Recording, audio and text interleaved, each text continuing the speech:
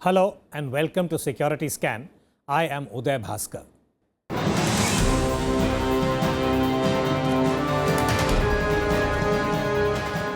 This week, we look at the recent terror attacks in Pakistan and what this means for Pakistan in the first instance and for the region that includes India, Afghanistan, Iran, and the extended Southern Asian region, from Saudi Arabia to Indonesia, as it were. In this year, which is barely 2 months old, there have been as many as 10 major terror attacks in Pakistan, wherein more than 200 people have been killed. Among them, 100 plus are innocent victims, of whom 88 died at a Sufi shrine in the Sindh province.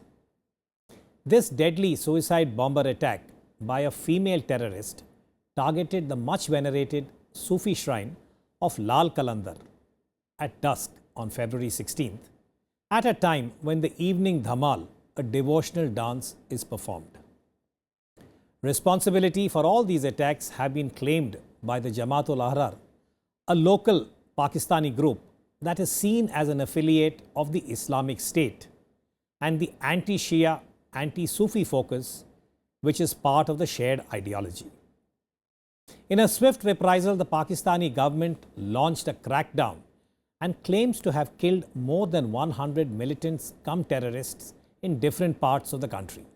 Afghanistan has been accused of providing shelter to some of these groups. Concurrently, in a predictable development, the Nawaz Sharif government has placed Hafiz Saeed under house arrest and, in an unusual departure, described him as a serious threat, quote unquote, to Pakistan. What do these strands mean and how will they impact other aspects of regional security?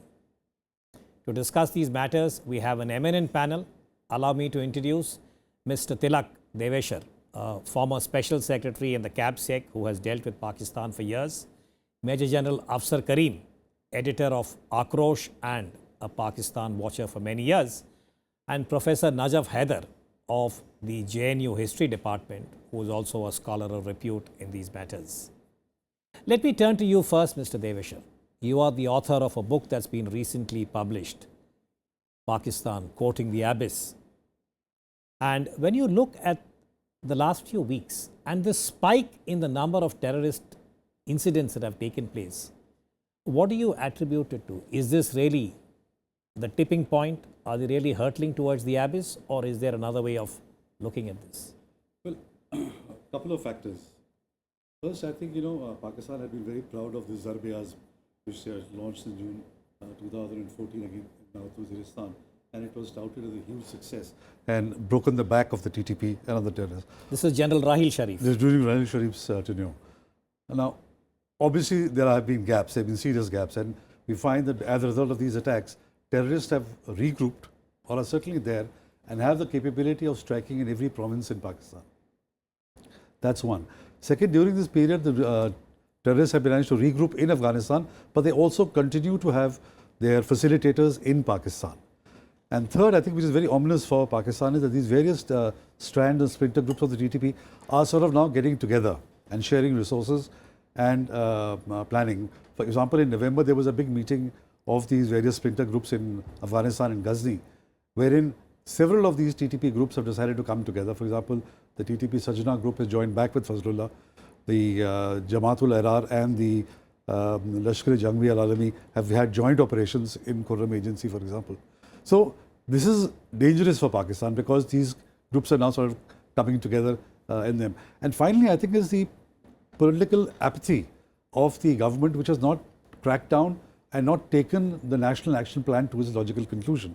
I'll give you one example of the National Counter-Terrorism Authority, which was to be the key sort of initiator of action on counter-terrorism. Out of 700 officers who were supposed to be posted, they only have 130. The rest of those are vacant.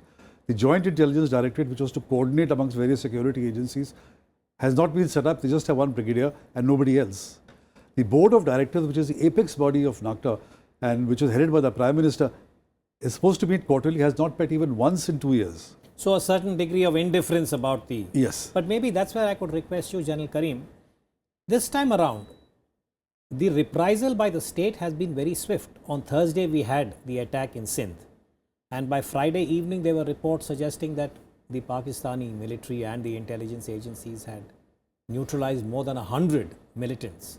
So how do you interpret this particular response of the state? So I find it very difficult to believe that this number of 100, and secondly, there is no leader has been named who has been killed. Who has been killed, nobody knows.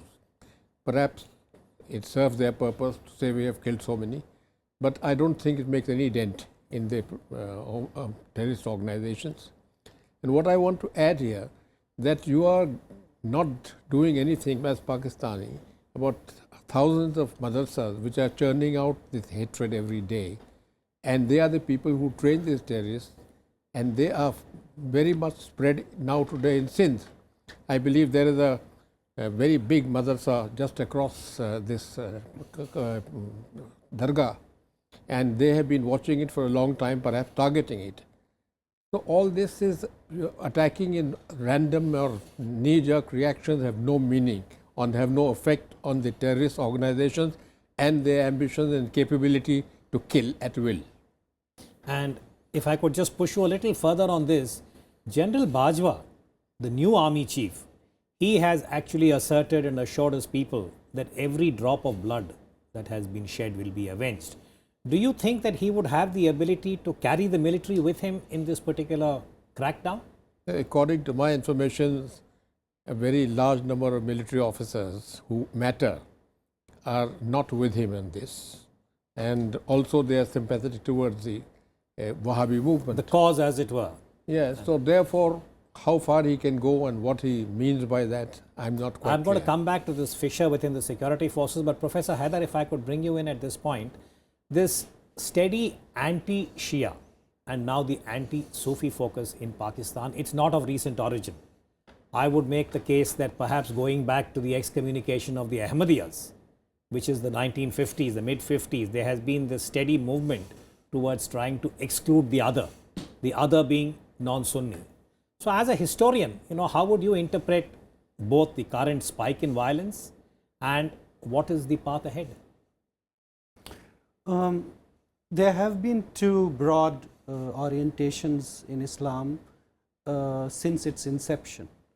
One is the doctrinal juristic Islam, which you can call orthodox, which believes that Muslims should live in accordance with the rules of the Sharia to achieve salvation on the Day of Judgment.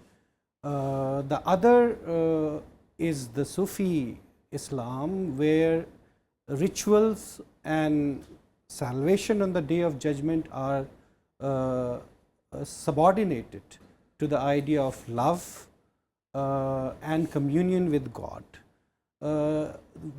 Throughout the history of Islam, these two tendencies have come together, collided, and also diverged. In the Middle Ages, there was some kind of a rapprochement between these two, where the two carved their separate dominions, and there wasn't really any major conflict. Now that equilibrium has been disrupted, and what we see today is a very strong ideological offensive against Sufi Islam as well as against Shiism, partly because Sufi Islam, by emphasizing that religion is an intensely personal and spiritual matter and not so much ritualistic, and a very large body of devotees and followers which traditional Islam cannot match, annoys the orthodoxy, which believes that by absorbing local traditions or by opening up Islam to a much wider populace, they are diluting the spirit of Islam. They are bringing tendencies which are heretical, which are not doctrinally pure. Now this kind of crossed fertilization has always annoyed the orthodoxy. So there is this ideological underpinning there already. And when we talk about the orthodox, we are really referring to the kind of Islam that is emanating from Saudi Arabia. That's the right. so-called Wahhabi That's right. Salafi. Let me bring you in here, Tilak, on this. Now, the politics of the Shia Sunni. Now, there is a very simple reduction saying that Saudi Arabia represents the equivalent of the political Islam of the Sunni faction, and Iran in turn is seen as the repository of the Shia faith. Now, how do you see this playing out in the context of Pakistan, the politics of Shia Sunni within Pakistan? What is your read on that? Actually, for that you have to go back to Zia really. You know, when he started his Islamization, his focus was on this juristic kind of Islamization, hair splitting, which provoked the question that whose Sharia do you use? So the real conflict between the Shias and the Sunnis in Pakistan, which was there earlier but not to the same extent, came during the time of Zia and on the issue of zakat, you know, how the zakat. So since then, and the same time, it was the Iranian revolution had taken place and Saudis got worried. So it became one big mess. So you can't put the genie back in the bottle. So this is going to continue to play out in Pakistan, and especially what happens in the Middle East and the differences between Saudi Arabia and Iran. And if this military alliance with Saudi Arabia is building, and if it sort of gets active and if there's the Middle East sort of kind of blows up, the repercussions are going to be felt in Pakistan definitely. And one other point, you know, which you mentioned about these 100 people killed, if I can just go back to that. You see, these are called intelligence-based operations. Now, surprising, I thought all operations would be intelligence-based. Yes, or at least intelligent. Yes. But if they are intelligence-based, did they collect the intelligence one day after Sevan? And how did they kill 100 people? If there was no intelligence, how did they act? Or if they had intelligence, they knew about these people, did they have to wait for 100 people to die before they got them? So it is unbelievable, really. And again, maybe this is cynical politics, but we will hold judgment now. That General Karim, the point that he made, you know, about the nature of this particular contestation that's going on, what does all of this mean for India? This is not the first time that there has been a spike in terrorism in Pakistan, but what does it mean for India and the bilateral? You see, at the moment, fortunately, they cannot impact on India. Here, Shias and Sunnis are living in peace, and there is no direct confrontation between them. But there are certain pockets where perhaps there might be a problem. I don't think they have what's happening in Pakistan, Sufi shrines and all that being attacked. That's not going to happen in India. So to that extent, there is a certain firewall, or we are insulated. But the larger question, which is again regional, what about Pakistan, Afghanistan? There have been some very bitter charges traded between Pakistan and Afghanistan in the last few weeks. It is bound to happen because Pakistan is also targeting Afghanistan all the time and playing on the wrong side. So eventually it had to come, and they will become rivals, strategic rivals, not the strategic depths as Pakistan claimed. So all that is part of the political game which Pakistan has actually not played very well. So which means regional stability is going to be degraded further in the coming months. Very likely. But Najaf Saab, if I can come back to you, it's not often that we have a historian with us to interpret some of these things. Now, for you, 100 years is a reasonable time span to look at the past. But can I push you to look at the future, saying that this particular Shia-Sunni tussle, which comes in many shapes and sizes, and as Tilak just reminded us, we have to go back to the oil hike and the politics of oil, which also in a way enabled Islam at that time, or at least Islamic countries exporting oil. What do you see over the next few years as far as this anti-Shia, this constant targeting of Shia that happens in Afghanistan? It's happening in Pakistan, it's happened in large parts of West Asia. So where are we going with this? Well, many scholars of Islam in general and of the subcontinent in particular are optimistic. Are optimistic that this phase will go. And there have been such occasions where Muslims have attacked on their own. Once you mix religion and politics, and someone has said that when you mix religion and politics, you get politics. And if you operate with politics of hatred, and if you do not have people to attack who are not Muslims, you attack Muslims. So you actually start devouring your own. And that's exactly what is happening. But that has happened also in the past, where there have been very challenging periods.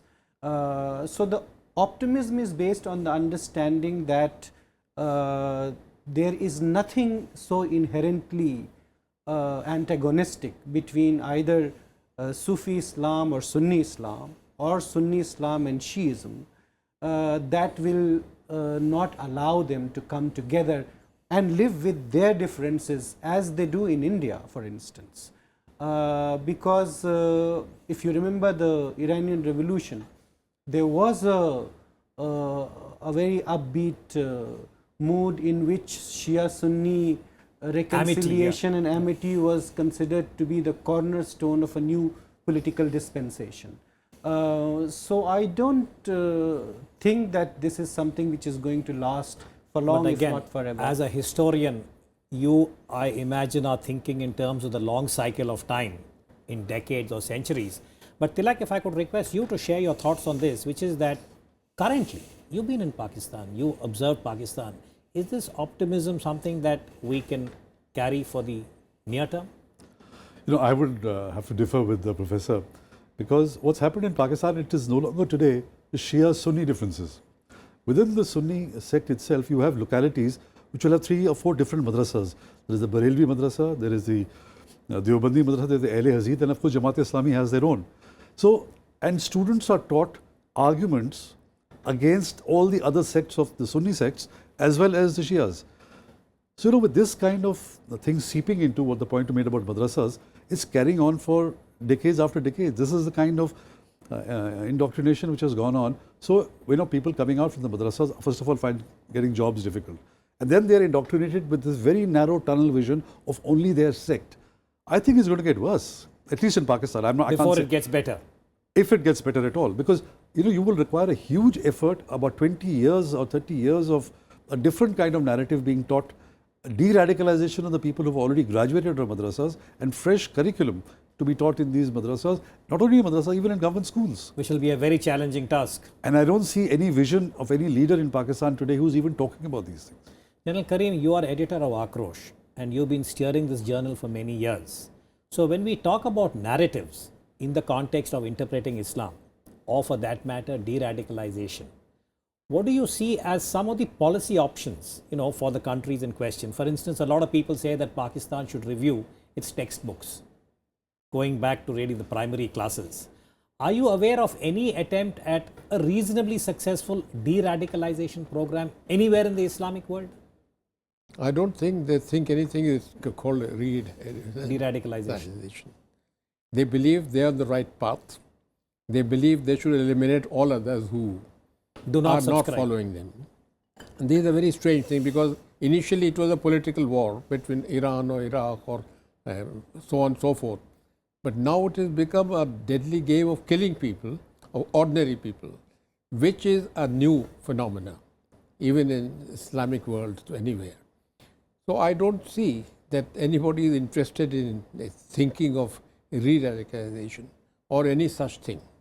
You know, why I'm asking this is the Islamic State and its affiliates. If you see any of these groups and visit their websites, and some of them also have print versions of the kind of propaganda that they are putting out. And I would say they are using all the latest tools of technology in a very, I would say, skillful manner. So I often raise this question saying that why isn't the state making an intervention? Professor Haider, do you think that there is some reason for us to be looking at this as an option? How do you de-radicalize? I don't think that this is something which is peculiar to Pakistan. Doctrinal differences exist in India between all schools of Muslim sects. But they don't manifest in such a violent manner. That's right. That is the point. That's the point. That people can live with doctrinal differences, sectarian orientations and identities, and we know that in India that we live with different identities.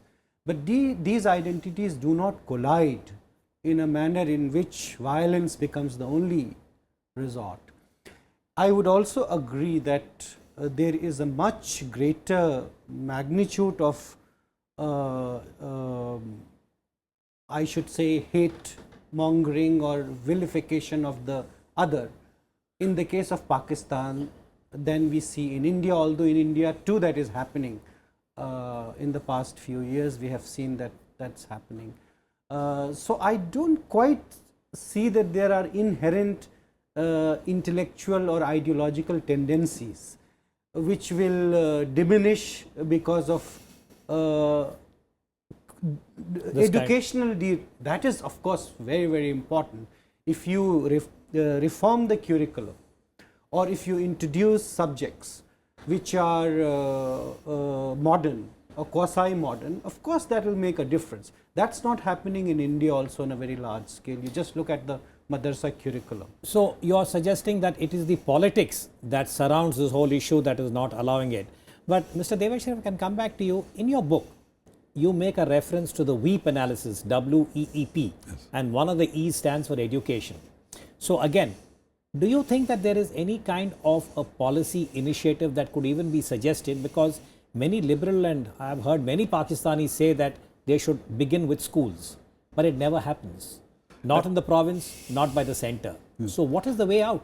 You see, it's a huge problem, in fact, of education, as I've mentioned in my book. You see, first of all, the starting point, 50% of the children in Pakistan are out of schools. They don't go to schools. So you were starting with that very narrow base. And the dropout rate of those who go to school before class 5 is, I think, about 60% for boys and 77% for girls. So you have a very narrow base of education. And then you have a kind of curriculum which has a fundamental objective to make the child understand what an Islamic Pakistan would be like.